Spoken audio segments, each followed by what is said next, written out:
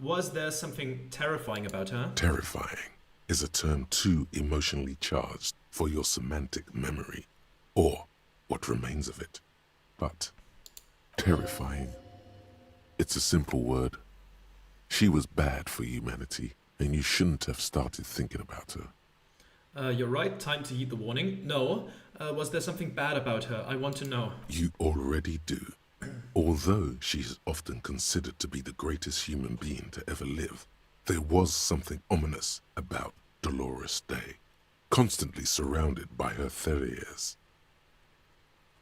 Okay. She was the most socially secluded and least self-aware of all the innocences. Some modern thinkers would consider her a war criminal for the campaigns she waged against the Mesk state. And then there were the resettlement programs. What happened? The Mesk state tried to detach itself from innocentic rule. Parts of the world were experiencing whiplash from accelerating into secularism. Her mandatory education programs and mass resettlement of upstream Marguerite were problematic as well. Dissenters were suppressed by a military force she called the Army of Humanity. That's ominous. She adored chess, yes, but also military war games. Dolores Day often holds a tiny tin soldier between her index finger and thumb in icons such as this. She was also blonde, the blondest woman you have ever seen, with green eyes the color of the Pacentic, mare interregnum. Little is known of her Marchese husband. It's as if he vanished from history after completing his role, which was to introduce Dolores Day to court. In conclusion, yes, there is something lonely, paranoid, and even terrifying that people seldom mention, but feel when they think of her. The husband disappearing from history, essentially, as she rises to, being the most relevant person ever, is probably something that really resonates in a negative way with our friend Harry here, or Tequila, as we've come to call him, or as he has started calling him now. This subtle terror is part of her iconography. Lieutenant Yefrater, you've stood there for over 5 minutes. The lieutenant's calm voice echoes in the cold air of the church. What are you thinking of, if I may ask? She's somehow connected to the case. Glowing lungs, that's fucked up. Nothing, just looking around. She's beautiful, she's not human. Or yell, war criminal. She's beautiful. That she is. A great sacred piece. I wonder what we are doing here, however. He takes his glasses off to clean them. In this church, I mean. The coast in general. We shouldn't linger. This isn't a good place to get lost in. Okay, Viscalc, the cigarette is still active, which is also a sentence I've never said before, I think. Unless I've said it in this game before. Let's go, let's try it. A jigsaw of broken shards falls into place in front of you. A ghostly reconstruction of the stained glass window. Before it was shattered, there was an older woman beneath the younger one. And a text. A light motif below them both. What shattered this mosaic? Unknown. Who is this older woman?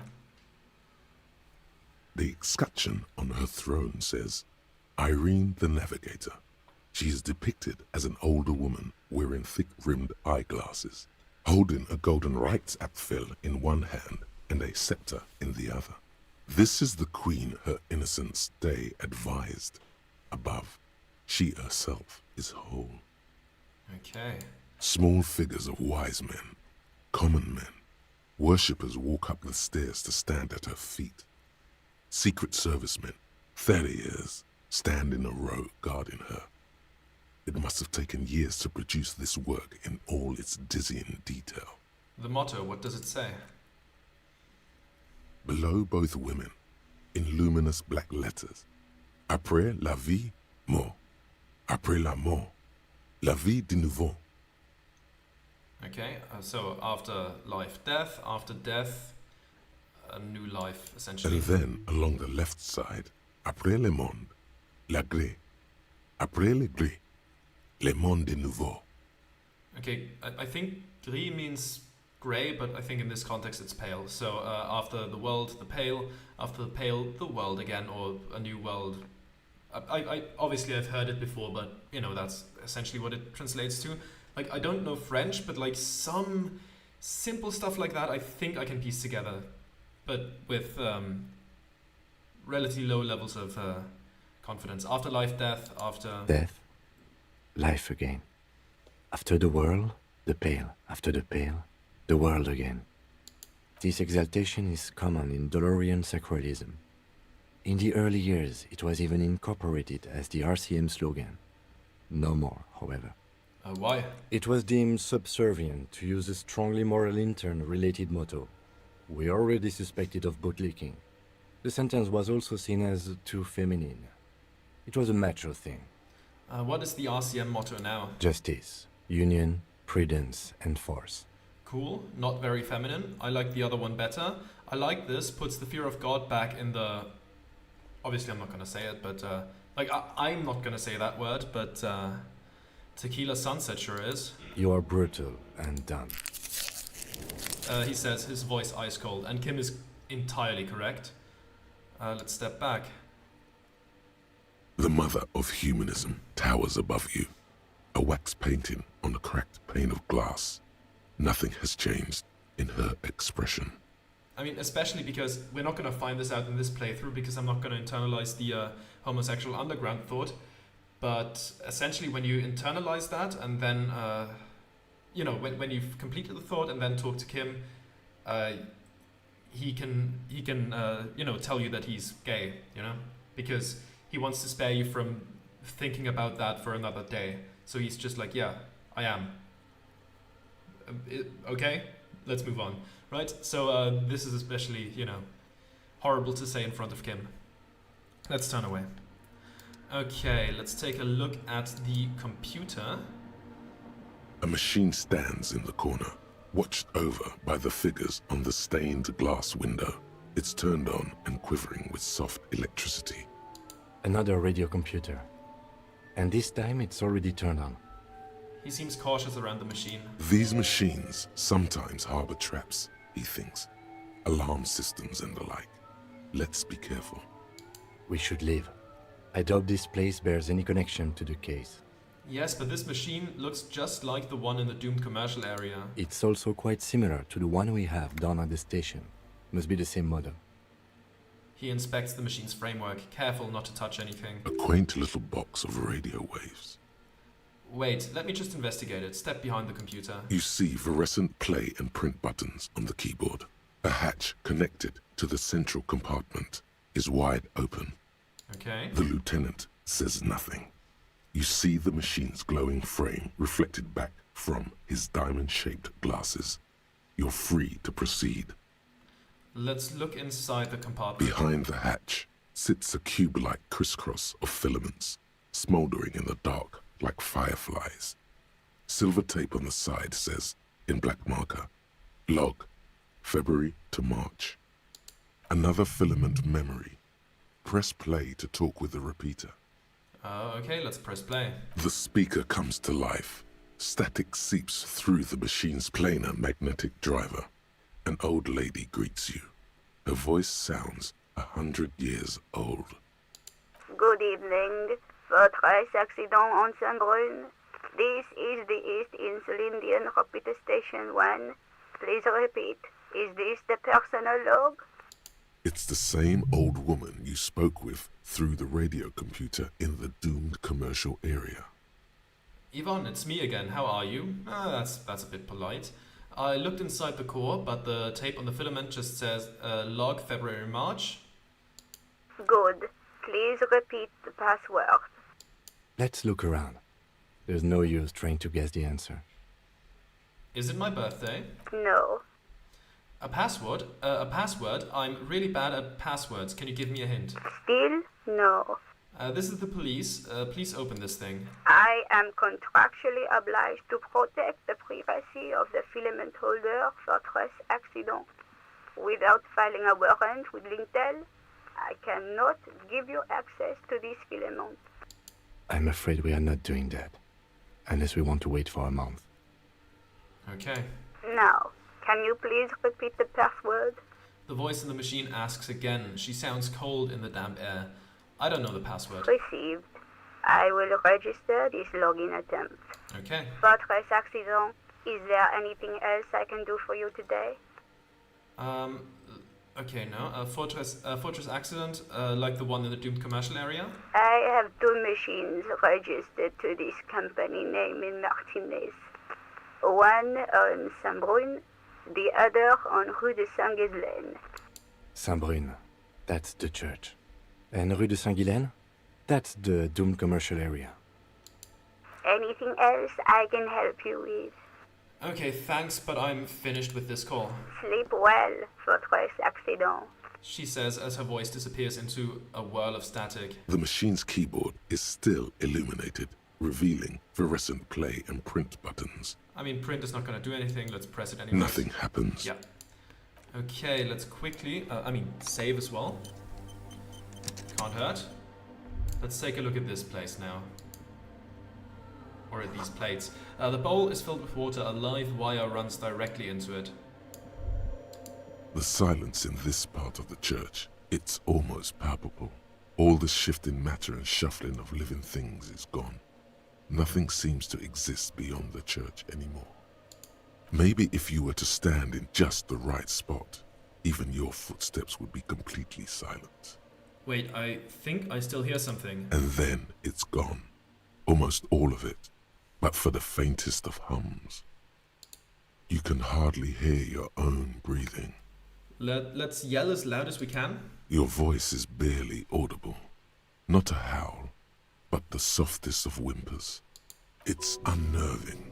Let's stomp our feet and clap our hands. You produce a few muffled thumps, after which the silence feels even more total, somehow. Let's turn to Kim. What's happening? The lieutenant points to his ears and shakes his head. Then he leans closer. Can you hear anything? Almost nothing, and it's beginning to worry me. Not really, but it's extraordinary. I've never experienced anything like it. I can't hear shit. I wonder why the church was built with such strange acoustics. His detached tone conceals how uncomfortable he is. Whatever it is, it's definitely real. Something odd is happening around us. The lieutenant doesn't reply, but you can sense him tense up next to you. Let's look up into the bell tower. The orderly rows of ceiling panels become barely visible, then disappear completely in the darkness of the tower overhead. Well, let's try. Our perception is pretty decent. Should we put a point into it? No, I think we're good. And if we don't succeed, that's fine too. Let's go. Well, wouldn't have mattered. But we still look up. The last time I think I succeeded. Just darkness without end. It makes your head spin. What's the darkness like? Filled with vague shapes of woodwork. The sense of a great height. Let's try to make out something, anything. There's nothing. You're dizzy and disoriented as you see dark and more dark rising. Officer, what are you looking at? He follows my gaze, attempting to see whatever it is that you are seeing. Let's blink. And there he is. You see something hanging from the rafters, looking straight at you with dark eyes. The crab man. Maybe it's possible to talk to it. We should sure try. There we go. Is that a man? Looks more like part of the carpentry of the building came alive and is now studying you intently. The crab man. Hey, who's there? This is the police. Show yourself. Say nothing. Be quiet for now. Are you the crab man? This is the police. Show yourself. The man leaned forward a little, fixing you with a steady, unreadable gaze, then speaks. Habitual alcohol use has made you into a scared little pussy, Holmes. But don't worry. Everything's gonna be all right. You come to the right place. The right place for what? Or what are you doing here? The right place for what? Here you can receive the mother's love. And when you're ready, she will take your hand and lift you out of the despair at the bottom of that bottle. Okay. This man is obviously a habitual narcotics user. Do we really need to question him? I'm put off by this religious stuff, he thinks. And maybe the ceiling climbing, too. It's all very hard to square with the lieutenant's own view of reality. Hey, and what was that about the bottle again? You haven't even drank that much lately. Lay off it already. Shish. Yeah, I guess I have a bit of a problem and it's been getting out of hand lately, but I'm a policeman. I need to talk to you about police things. I don't know anything about alcohol use. Let's go with the second one. Oh, yeah, sure. You don't know anything about alcohol use. You got it all under control, Way. I could smell the control all the way over here. That's a good way to put it. I'm doing just fine, thank you. Okay, fine, I'm struggling, but you don't need to lecture me. I know what I need to do. You don't know me. You don't know what it's like. There's something white pursuing me. White and very sad. This conversation is making me uncomfortable. Let's talk about something else. You don't know me. I was like you once, just dragging my feet to the next bottle. Shit was dark, Holmes. You know, actually, since we're here, you may want to pay attention to what the ceiling climber is saying. Look at these crazies. What is this shit? For some reason, I feel like you have a point here. Adjust your tie. Who do you think you are? Some crazy guy under the roof? What is this shit? You know, alcohol is central to my identity. If I wouldn't drink, I just wouldn't be me. This is stupid. I don't even know what this is. That's all well and good, but we need to talk about the unlicensed occupation of ecclesiastic property. You know, alcohol is central to my identity. If I wouldn't drink, I just wouldn't be me. The grave's coming for your little identity sooner than you think, Holmes. You sure you're ready? The mother could set you free from all that shit. His words echo in the cold air of the church. This is the Church of the Mother of Silence. You are welcome here. He sways gently on on the beams, waiting for you to take it all in. This Mother of Silence sounds like a serious player. You might want to be careful until you find out what you're dealing with. You must be the crab man. Never known myself to be a crab.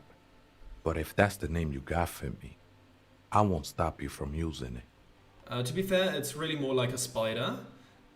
If you're not a crab, then what are you? Sorry, you just weren't moving like a human.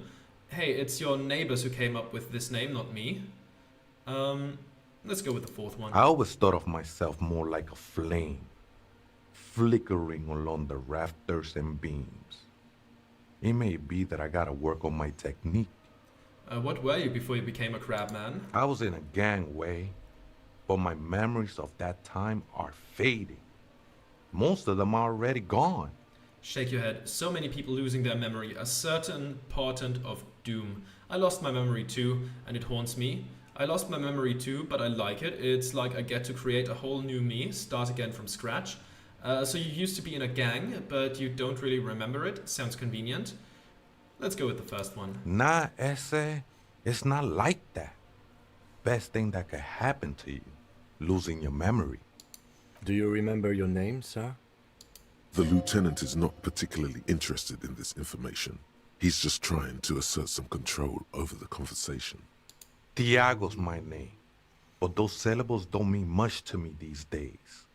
A name isn't just your identity, but also, so to speak, your place amongst your fellows, your place in the world. I ain't got no use for such a place anymore. Hell yeah. I mean, yeah, I'm non-binary. I don't really use my my birth name a lot when I'm with friends, so I can kind of resonate with that. No, I'm not gonna say my birth name here. It's J to you, okay? That's all you need to know. My name's Harry. Extend your hand for a greeting. My name sets me apart from my fellows. How often do you meet a Raphael Ambrosius Cousteau? My name is Harry Dubois, and my place in the world is Lieutenant W. Freighter. I don't do names either. Names are out. I don't care what mine is. My name sets me apart from my fellows. How often do you meet a Raphael Ambrosius Cousteau? Don't think I met one yet, Holmes. He studies you silently for a moment. The lieutenant raises his eyebrows and coughs. What are you doing here? This is a special place. There's a perforation in the world up there. A way out. into nothingness.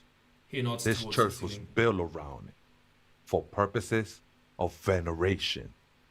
I circled it, nurtured by the silence bestowed by the mother. One of these days, I'll be pure enough to go drink from it directly. Okay, this mother of silence, you mean her? Point to the window. What will happen once you drink from this perforation? I still don't understand what you're doing in the church. Are these yours? Show him the scarf and shoes you found lying around. Right, I had other questions. Is that her? No, no, no. There's a new god in town, and she can be painted or sculpted because she has no limb or even a face. She is the end. She is a cavity in the dark beyond sense. She saved me, but I couldn't describe her to you. No one can, Holmes, and no one ever will. Okay, what will happen once you drink from this perforation? I will be incinerated, but not destroyed. Finally, I won with the state of the world before reality began. You sure you didn't just switch one drug for another? It's not like that at all, man. It's just faith and joyful service. Faith is a kind of drug. I heard that before, Way, and I know I can't convince you on the spot. But think, when's the last time you woke up from silent communion with a hangover, regretting what you did last night? There are drugs darker than alcohol circling your system. Hey, not judging, I've got drug problems myself. I can see, and it saddens me. But devotion can save you. It saved me. I think love might have been my drug of choice, and I think I'm still hungover from it. She took you for a good spin, huh? Don't worry, bro. That love is but a drop compared to the ocean of the mother's love. The mother will eat all of you and never spit you out. I guess you have a point. Let's agree to disagree. I was being insensitive. Sorry, let's move on. Let's agree to disagree. I know it will take time. Don't sweat it. I still don't I understand what know it will take time. Don't sweat it. Oh, you said that already. I still don't understand what you're doing in the church. I'm a seraph, Holmes. I sing the mother's glory. You could sing for me, the superstar cop, pointed thumbs at yourself. It doesn't make sense for you to sing if she's the mother of silence. Not singing is good. I'm a bit of a singer myself. Let's go with the third one. I don't mean literal singing, Holmes. This is the mother of silence we're talking about. It's the singing of a burning heart. You may be thinking, but fire crackles. No, Holmes. That's the material that's burning. The flames themselves are without sound. How did you even find this place, this church? Hard to say. I think I did some construction work here, back when I still had material worries. Up there, I realized what the true purpose of the church was. Been spending a lot of time here ever since. The past is nothing to me now, Way. It didn't belong to me. Are these yours? Show him the scarf and shoes you found lying around. I think they were. A long time ago. I had to shed them like skins to get closer to the center of the silence. You could have them. I don't need them anymore. Right, I had other questions. The sinewy figure lingers on the wooden beams, blending into the shadows. You've been here for a long time. Did you see the police raid that took place here? Something like that. He responds, his voice suddenly flat. Did you witness it? Not really. Or at least I don't remember much of it anymore. The mother's love has done its job. That's what's so great about the mother. It lets you forget about everything. Some ravers want to turn this place into a nightclub. The ones in the tent outside, right? I see them. Guessing they're the ones who call me a crab. Probably scared of me. Wait, do they have a reason to be scared? Nah, man. They look pretty funny. And I don't harm no one anymore. Anyway. Though he used to, a long time ago. So what do you think about the nightclub, that is? Why not? They wouldn't bother me none. I'm usually way up there, imbibing. Ain't no music on earth that can reach where I go. Okay. Might even be nice to have some company. He said that in spite of himself. He's more attached to the human than he'd like to think. Understandable. Do you know where the other spooker is? Point at the strange machines around you. Other spooker? Oh, esa viejita es muy estudiosa. Don't know, Holmes. Okay. Viejita, I think, means grandma. There's a check, but it's an intellect check, so we failed it this time. That says that viejita means grandma. Wait, so there is another person living in the church, and it's viejita? Estudiosa? Does that mean studious or something? She's... I don't know. I don't know Spanish, sorry. It's a viejita? No. I just call her viejita because of her clothes. She's actually quite young. Or maybe not that young. Age is just one of the many masks we wear. Maybe to a point, but... And you don't know where she is? That's what I said, Holmes. How can you not know... how can you not know that when you both live here? Don't really follow her comings and goings. Just see her typing on her computer now and then. We got different interests. So you've got nothing else to tell me? How she looks, what she does, who she is? I'm afraid not, Essay.